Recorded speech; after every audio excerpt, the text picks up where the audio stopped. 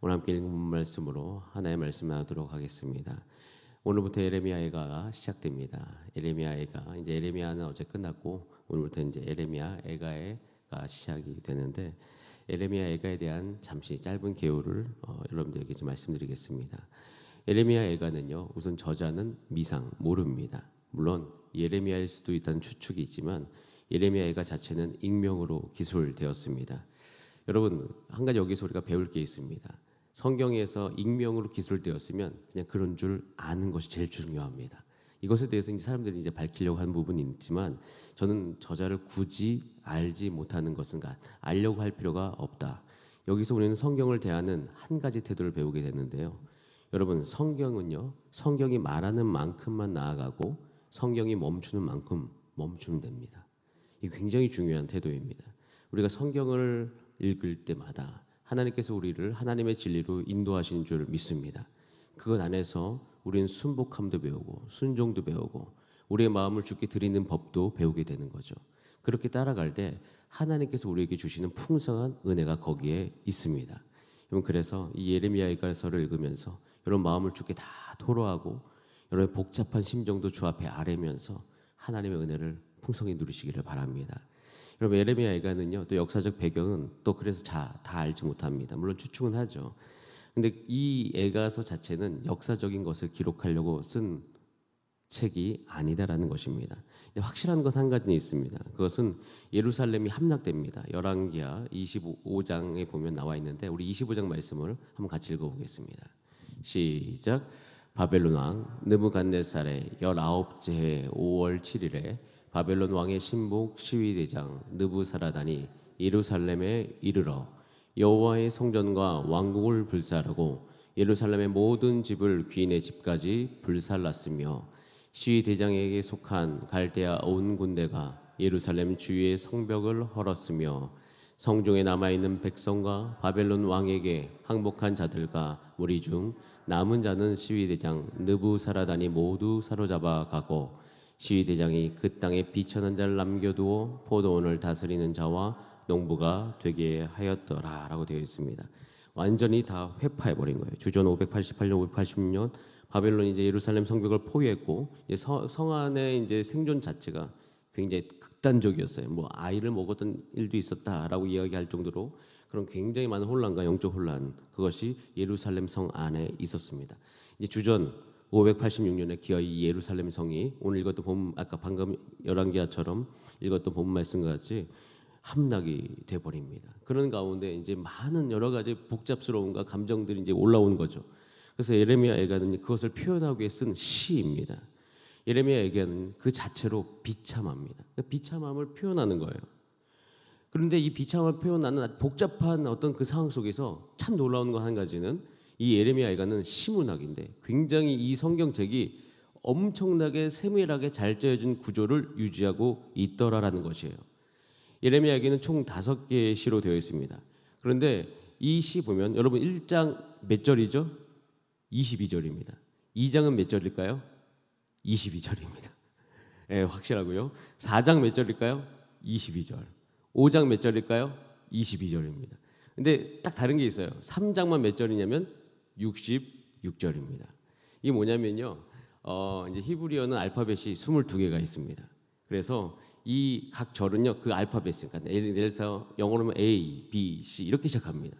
그래서 모든 그 알파벳 문장을 앞에 두고 이 시를 썼어요. 그러면 왜 3장만 66절인가? 그럼 AAA, 그러니까 알파벳 첫 자로 세 구절 쓴 거예요. AAA, BBB. 그러니까 세 배의 양을 갖고 있는 거죠. 굉장히 치밀하게 쓰여진 시라는 것입니다. 그래서 저는 이 예레미야가를 쭉 어제도 읽고 뭐 그제도 읽고 하는 가운데 이런 마음이 들었습니다. 우리가 살아가는 이 삶은 굉장히 복잡하지 않습니까? 여러 가지 감정들이 우리 안에 들어옵니다. 근데 그것을 가지고 어떻게 해요? 굉장히 구조적으로 정말 철저하게 세밀하게 쓴 시가 이런 거라는 거죠. 저는 그래서 이 시 안에 담겨있는 여러 가지 의미가 있는데 저는 첫 번째로 이 예레미야 애가는 이 복잡한 우리 삶에 대해서 하나님 앞에 항변하는 하나의 형태다. 항변하는 거. 하나님께 항변하는 것이 가능한가? 저는요, 하나님 앞에 나와 우리가 우리 마음을 다 토로하고 하나님 앞에 이야기하는 건 너무 중요하다고 생각합니다. 이게 왜 중요한지 제가 조금 이따 여러분에게 설명해 드리겠습니다. 두 번째는요, 이렇게 복잡한 감정들을 잘 처리하는 방법이에요. 우리가 살아가면서 슬플 수도 있고요, 기쁠 수도 있고, 억울할 수도 있고, 여러 가지 감정들이 우리 삶 가운데 올라오는데 그것을 어떻게 합니까? 하나님 앞에 와서 처리할 수 있다는 거예요. 하나님 앞에 와서 우린 그것을 아뢰 수 있다는 거예요. 그리고 또 한 가지는 우리가 살아가는 삶이 굉장히 혼란스러울 때가 많습니다. 물론 지금 현재 이 예레미야 애가를 썼을 때 그 시대는 너무 혼란스러웠죠. 근데 그 혼란스러움을 그냥 내 안에 다 가지고 있는 것이 아니라 이제는 그 혼란스러움을 하나님 앞에 와서 표출할 수 있다라는 것이에요. 여러분, 이것 안에서 우리는 한 가지 하나님의 모습을 발견합니다. 그 하나님은 인간의 고통 속에 함께 하시는 하나님이라는 거예요. 인간의 고통을 들으시는 하나님이라는 거예요. 하나님, 여러분의 마음속에 어떤 마음이 있든 간에 하나님께서는 여러분의 마음 안에 있는 것을 들을 준비가 되어 계십니다. 그래서 우리는 하나님 앞에 나와서 우리의 마음이 내가 어떤 상태야? 이런 거 상관없이 하나님 앞에 가지고 나가면 하나님 안에서 저는 그 모든 것이 잘 정리될 줄 믿습니다. 그냥 우리 안에만 있으면 그것은 혼란스러운 그 자체인데 그것을 하나님 앞에 가지고 가면 그것으로 말미암아 우리 삶이 잘 정리될 수 있다는 것이죠. 그래서 그런 것을 가지고 1장이 시작되고 있는 것을 볼 수가 있습니다. 여러분, 1장 1절 말씀과 2절 말씀 한번 같이 읽어보겠습니다. 예레미야가 1장 1절부터 1절만 읽어보겠습니다. 시작. 슬프다.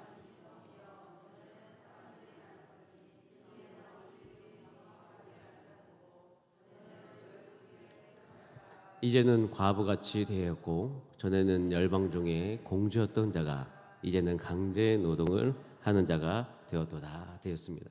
슬프다라고 하면서 시작되어집니다. 이 성에는 사람이 많았다. 근데 적막하다. 열국 중에 굉장히 컸다. 그런데 지금 어떻게 되었다? 공주였던 자가 이제 강제 노동하는 자가 되었다라는 것이에요.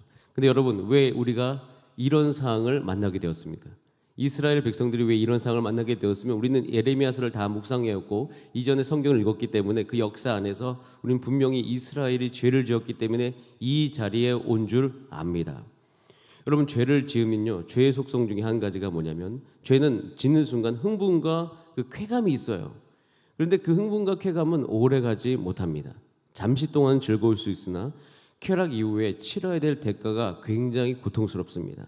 짜릿함 대신에 죄책감, 그 다음에 좌절감이 우리 가운데 몰려오게 되는 거죠. 예레미야 일가는 하나님의 심판을 받아가지고 폐허가던 예루살렘 모습을 보면서 이제 후회하고 있는 거예요. 내가 왜 이렇게 살았는가?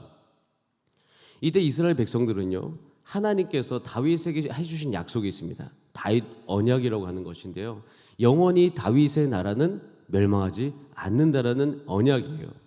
그런데 그 언약이 우리 가운데 있음에도 불구하고 왜 하나님께서는 예루살렘을 파멸에까지 이르게 했는가? 이스라엘 안에는 이런 믿음이 있었어요. 예루살렘만큼은 이렇게 회파되지 않고 이것이 적의 공격으로부터 안전하라는 거예요. 근데 이런 바램을 가지고 있었음에도 불구하고 이 바램은 그들 가운데 이루어지지 않았습니다. 왜냐하면 우리 5절 말씀 한번 같이 읽어보겠습니다. 5절 말씀 우리 같이 한번 읽어보겠습니다. 시작. 그의 대적들이 머리가 되고 그의 원수들이 형통함은 그의 죄가 많음으로 여호와께서 그를 곤고하게 하셨습니다. 어린 자녀들이 대적에게 사로잡혔도다. 여기 보면 그의 죄가 많음으로라고 되어 있습니다. 제가 방금 전에 이스라엘 백성이 다윗의 언약이 자신의 삶 가운데 적용되는 것은 바램이라고 제가 표현한 이유가 있습니다. 제가 바램이라고 표현한 이유는 이것은 그냥 이들에게 바램일 뿐이지 믿음은 아니었다는 것이에요. 이유가 무엇인지 아십니까? 이스라엘 역사를 잘 살펴보세요. 하나님은 이스라엘 백성을 향해서 언제나 신실하셨습니다. 하나님은 이스라엘 백성을 향해서 그 언약을 언제나 지키셨습니다. 근데 그 언약을 내버린 사람이 누구입니까? 이스라엘 백성인 거예요. 하나님의 언약을 먼저 그것을 끊어버린 것이 아니라 하나님이 이 이스라엘 백성을 향해서 언약을 지킬 수 없었던 것입니다. 이들은 하나님께서 그렇게 이야기하시는 그 언약을 가지고 하나님께서는 기회를 너무 많이 주셨습니다. 다윗의 언약도 있고 이스라엘 백성을 그들 삶 가운데 일으키고자 하는 하나님 아버지의 의지와 사랑이 있었기 때문에 여기까지 이스라엘 백성들을 이끌고 오신 것이죠. 그러니까 하나님께서 이스라엘 백성들을 향해서 언약을 안 지키신 것이 아니라 이스라엘 백성들이 하나님의 언약을 버렸던 것이에요. 하나님의 언약을 가지고 있지 않았던 백성에게는 하나님께서는 그 약속을 지키실 수가 없었던 것입니다. 여러분, 여기서 우리 살아가면서 우리 삶에 고통이 옵니다. 이 고통이 올 때마다 그 고통이 어디로부터 말미암은 것인가? 우리에겐 바람이 있죠. 잘 살기를 바라고 있고요. 또 우리의 삶이 온전해지기를 바라고 있죠. 그리고 우리 삶 가운데 어려움이 없기를 바라고 있습니다. 여러분, 이 지점에서 우리는 한 가지 분명히 여기서부터 얻을 수 있는 교훈이 있습니다. 바람하고 믿음을 잘 구분하시길 바랍니다. 내가 가지고 있는 생각이 바람인지 믿음인지를 구분하셔야 돼요. 그럼 이스라엘 백성들은요, 지금 바람이 있습니다. 자기가 멸망당하지 않는 바람이 있지만 그것은 믿음이 아닌 것이에요. 바람은 구분하는 건 굉장히 쉽습니다. 바람은 나로부터 시작되는 것은 바람이고 하나님으로부터 온 것은 믿음인 것이에요. 그런데 우리가 내 것을 가지고 하나님 앞에 가서 투영하는 것, 이것은 바람일 수 있더라는 것이에요. 제가 살다 보니까 제 인생도 그렇게 구분됩니다. 내 바람과 하나님께로부터 온 믿음을 잘 구분하는 것이 나의 삶 가운데 지혜를 이루는 비결이다라는 것을 알게 되었습니다. 여러분, 이 시점에서 여러분 안을 한번 잘 점검해 보시기 바랍니다. 여러분 안에 가지고 계신 것이 바람이신지 믿음이신지, 이것을 우리가 잘 구분하면서 내가 가지고 있는 이것이 하나님의 말씀으로부터 말미암은 거면 그것은 하나님께 주신 믿음인 것이에요. 단순히 내가 잘 되기만 바라는 것은요, 그것을 통해서 우리 가운데 어려움이 올 수도 있다는 사실을 한 번 정도는 경계하셔야 됩니다. 왜냐하면요, 이들은 바람을 갖고 있었을 뿐이지 하나님의 말씀 앞으로 나온 적이 없었기 때문입니다. 우리는 우리의 바람을 가지고 하나님 앞에 나오면 하나님께서 그 바람을 들으시죠. 들으시면서 하나님의 말씀과 같이 여러 가지 상황과 환경 가운데 기도하는 가운데 하나님의 성령의 능력으로 우리의 마음들이 잘 잡혀갑니다. 그렇게 사는 것이 너무 중요한데 이스라엘 백성은 그렇게 살지 못했던 것이에요. 그래서 결국 그들은요, 하나님의 언약을 지킬 수 없었기 때문에 결국 그 예루살렘은 멸망을 당할 수밖에 없었던 것입니다. 이스라엘 멸망은 누구의 원인일까요? 이스라엘의 원인입니다. 그래서 우리 삶 가운데 어려움이 올 때 이것을 인정한다는 게 너무 어렵습니다. 나 때문에 내가 어려움을 겪고 있다는 이 사실을 인정하는 것은 참으로 어렵습니다. 그런데 이스라엘 백성들은 이제 이것을 어쩔 수 없이 인정할 수밖에 없는 단계인 것이에요. 그런데 여러분, 이렇게 한 걸음 나아가는 것이 놀라운 은혜로 가는 그 길인 것을 오늘 이 본문 말씀은 보여주고 있습니다. 그러니까 이스라엘 백성들이 우선 인정을 하기 싫어서 여러 가지 것들을 이 안에 표현하는데, 우리 5절 말씀 한번 같이 읽어보겠습니다. 5절입니다. 시작. 6절입니다. 죄송합니다. 6절 말씀 같이 읽어보겠습니다. 시작. 딸 시온의 모든 영광이 떠나가며 그의 지도자들은 꼴을 찾지 못한 사슴들처럼 뒤쫓는 자가 앞에서 힘없이 달아났도다 라고 되어 있습니다. 달아났고 비웃고 수치를 당하는 거죠. 그래서 수치를 당하는 가운데 8절에 보면 조석거리가 되어졌고요, 위로해 줄 사람이 없고 돕는 사람이 다 없다고 이야기합니다. 절규하는 거죠. 원인은 나한테 있는데 그래도 절규가 나오는 거예요. 원인이 나한테 있는데 지금 내게 너무 고통스러우니까 하나님 앞에 가서 아뢰는 거예요. 그리고 더 놀라운 것은 여기서 정말 비참함의 그 끝을 달하는 것은 12절에 보면 이 모든 재앙을 누가 하신 거예요? 하나님께서 하신 거라는 거예요. 12절 말씀 한번 같이 읽어보겠습니다. 12절입니다. 시작. 지나가는 모든 사람들이여 너희에게는 관계가 없는가? 나의 고통과 같은 고통이 있는가 볼지어다. 여호와께서 그의 진노하시는 날에 나를 괴롭게 하신 것이로다. 하나님의 백성이 하나님으로 말미암아 징계를 받아 그 진노한 날에 그들이 괴롭힘 당하고 있다라고 표현하는 것이에요. 징계가 오고 그것에서 수치를 당하고 어려움을 당하고 외로움 가운데 놓여 있는 그 모습, 정말 비참한 모습인 것입니다. 징계가 오고 있는 거죠. 제가 이런 감정을 언제 느꼈는가 한번 곰곰이 생각을 해봤어요. 정말. 그런데 제가 어렸을 때 숨기고 싶었던 것이 있었어요. 어머니에게, 아버지에게, 초등학교 4학년 때. 근데 그게 딱 왔을 때 부모님께 들켰을 때 그 모습하고 너무 똑같은 거예요. 하나님의 징계는 이해가 되는데 너무 수치스럽고 너무 내 마음이 그 안에서 잘 이렇게 안에 받아들여지지 않는 것 같고, 그런 여러 가지 복잡한 심정들이 여기에 다 녹아져 있더라는 것이에요. 우리가 살면서요, 이런 경우들이 참 많이 있습니다. 여러분, 이건 참 어려운 과정인 것이에요. 예레미야 이 애가는요 쉬운 것이 아닙니다. 그래서 예레미야 애가에 대해서 1장에 대해서 여러분 설교하신 거 혹시 들어보신 적 있습니까? 별로 없으실 거예요. 저도 예레미야 애가 1장을 가지고 누가 설교했는지 그 설교들을 다 찾아봤는데 별로 없어요. 왜냐하면 이 과정은요 어디에게나 적용할 수 있냐면, 가령 예를 들어서 제가 JDTS나 DTS를 해요. 그럼 내적 치유 기간이 있습니다. 제가 DTS 받았을 때 내적 치유 기간이 한 달 동안 했어요. 한 달 동안 내적 치유만 해요. 근데 그 안에 뭐가 있냐면 딱 이 과정에 탄식이 있고 내 탓이 있고 하나님에 대한 원망도 있고 하나님에 대한 오해도 있고 하나님께서 하셨던 이 모든 것에 대해서 슬퍼하는 이 모습이 다 녹아져서 그 안에 있는 거예요. 근데 여러분 딱 그 과정이 어떤 과정인지 아십니까? 진짜 사람이 변하는 과정인 거예요. 진짜 사람이 온전해지는 과정인 거예요. 이 과정이 있어야만 된다는 거예요. 굉장히 고통스럽지만 하나님께서 이 사랑하는 이스라엘을 여기에 내어주신 것은 이스라엘이 이 과정을 겪어야지만 온전해질 수 있기 때문에 이 과정을 겪게 하는 것이에요. 그럼 어떤 일이 일어납니까? 저는 그때 같이 있었던 많은 경험들 중에 정말 이것이 너무 괴로워서 막 토하는 사람도 봤습니다. 막 밤새도록 기도하는 거예요. 울부짖음 가운데 주 앞에 다 아뢰는 거예요. 떼굴떼굴 굴르고 나는 용서 못한다고 가서 외치고, 그리고 정말 어떤 일도 있냐면 분노가 일어나가지고 같이 옆에 있던 간사님을 때리려고 하는 학생들을 봤어요. 말리고 있으니까.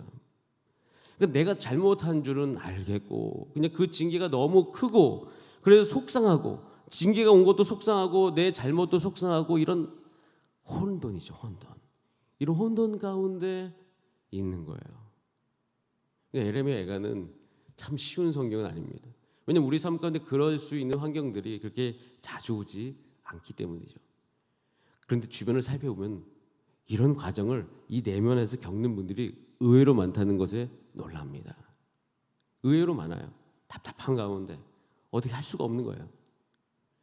표현하자면 정말 외치고 싶고 정말 울부짖고 싶고 근데 할 수가 없는 거예요. 근데 여러분 이 예레미야를 다 읽고 있는데 자 1절 말씀이 딱 떠오릅니다. 자 1절 말고 2절 한번 읽어보겠습니다. 2절 한번 같이 읽어봅니다. 시작. 밤에는 슬피 우니 눈물이 뺨에 흐름이요 사랑하던 자들 중에 그에게 위로한 자가 없고 친구들도 다 배반하여 원수들이 되었도다. 위로하는 자도 없고 친구들도 다 배반하고 원수가 되면 어떻게 해야 됩니까? 제가 이것에 대해서 이야기하는데 이게 예레미야 애가가 쓰여진 목적에 대해 생각이 딱 떠올랐어요. 여러분 예레미야 애가는 누구를 향한 것입니까? 이 글을 쓰신 분은 누구를 향해 글을 쓰고 있는 거죠? 하나님을 향해 쓰고 있는 거예요. 그리고 하나님이 받으신 거예요. 그리고 받으셨을 뿐만 아니라 이게 성경에 기록되어 있어요. 그럼 이것은 우리가 무슨 말씀을 주시고자 함입니까? 하나님이 어쩔 수 없이 징계하시고 이들을 지금 어렵게 하고 있지만 결국 하나님이 원하시는 것은 이들이 하나님 앞에 와서 울기를 원하신다는 거예요. 그래서 아무리 속상하고 여러 가지 상황 환경 가운데 어려움이 있다고 한들 우리는 꼭 기억하셔야 될 한 가지 진리. 우리의 마음과 속상함을 누구에게로 가져가라? 하나님께로 가져가라. 그리고 하나님 앞에서 울어라. 하나님 앞에서 울어도 된다. 제가 이것을 배운 거예요. 저는 원래 울면 안 된다고 생각을 했어요. 하나님 앞에 울는 것은 별로 그렇게 좋지 않다고 생각했어요. 그리고 내 감정을 하나님 앞에 다 토로한다는 것은 어려움이 있었어요. 저도 제가 울었던 기억이 그렇게 많지가 않습니다. 안 울게 생겼잖아요. 딱 봐도. 별로 울지 않습니다. 저도. 그런데 제가 울었던 적이 딱 몇 번 기억나는 게 있어요. 첫 번째는 DTS 때예요. 군대 제대하고 24살에서 DTS 받았을 때 저도 제가 안 울 줄 알았는데 울게 됐어요. 딱 이 기분이었어요. 근데 여러분 그 울고 난 이후에 어떤 일이 발생한지 아십니까? 제가 변화됐습니다. 새로운 차원의 이해가 생기기 시작했습니다. 인생에 대한 새로운 시각이 생기기 시작했습니다. 제가 또 언제 온지 압니까? 제주도에서 제가 열방대학에 있었을 때 거기서 이제 가정에 대해서 이야기하면서 여러 가지 환경 가운데 제 원가정에 대한 이야기를 하는 순간들이 있었어요. 그때 제가 이야기하면서 이 좋은 아빠가 되지 못할 것에 대한 두려움이 제 안에 몰려오기 시작했어요. 어디서부터 오는지는 잘 모르겠어요. 근데 그 가운데 참 복잡한 감정이 제 안에 올라오는 거예요. 울기 시작했죠. 여러분 그렇게 복잡한 감정 중에 하나 앞에 울었는데 어떻게 된 줄 아십니까? 제가 변화되기 시작했습니다. 그럼 이 감정은 우리가 수련회에 가면 느낄 수 있는 감정들이에요. 알파 성령 수양이 오면 느낄 수 있는 감정들인 것이에요. 그리고 제가 이제 이런 모든 과정들을 제 안에 익숙하게 제가 체득하고 난 다음에 이것이 어디에 가장 많이 도움이 된 줄 아십니까? 저의 결혼 생활에 가장 많이 도움이 됐습니다. 결혼 생활이라고 이야기하는 이 모든 과정은요, 내 잘못도 있고 남의 잘못도 있고 성숙되지 않은 못한 이 복잡스러운 문제들이 가운데 터져 나오는 숱한 사건들로 이루어져 있습니다. 그 사건 가운데 그 누구에게도 이야기할 수 없는 감정들이 그 안에 녹아져 있어요. 이야기해서도 안 되고 이야기하면 더 복잡해지고 뭐 어떻게 해야 돼요? 어떻게 풀어야 됩니까? 여러분, 하나님께서는 이 에레미야 애가를 통해서 저와 여러분 가운데 말씀하십니다. 하나님께로 와서 울어라. 여러분, 에레미야 애가는 굉장히 개인적인 기도입니다. 우리의 상한 감정을 다 올려드리는 기도예요. 모순적인 감정과 모순적인 상황들이 이 안에 녹아져 있습니다. 그런 어떤 증오까지도 감정까지도 헤아리시는 하나님이 있다고 이야기하시는 거예요. 여러분, 그래서 이 예레미야를 읽어가는 일주일간의 이 모든 과정 안에 여러분 안에 녹아져 있는 감정들, 여러 가지 억울한 마음들, 또 여러분 안에서 하고 싶었던 이야기들을 하나님 앞에서 충분히 하실 수 있는 그런 시간 되시기를 간절히 바랍니다. 그럼 하나님께서 그걸 받으시고 하나님께서 그 모든 것들을 온전케 해주실 줄 믿습니다. 그런 마음을 가지고 오늘 주 앞에 나가 기도하시는 여러분 되시기를 바랍니다. 함께 기도하시겠습니다. 우리 지금 함께 기도하실 때 담임 목사님께서 이제 여러 가지 상황과 환경들 가운데서 회복이 되어가고 계십니다. 담임 목사님을 꼭 기도해 주시고 또 우리가 지금 다가오고 있고 앞으로는 6월이 다가오고 있습니다. 이제 44주년 창립기념주일도 다가오고 있습니다. 이 시기에 우리가 새로워지기를 위해서 기도해 주시길 바랍니다. 또한 기도할 것은 여러분의 감정을 주 앞에 올리면서 하나님과 더욱더 친밀해지시는 한 주간이 되시길 바랍니다. 우리 그렇게 다 함께 주여 한번 부르신 다음에 합심으로 기도합니다. 주여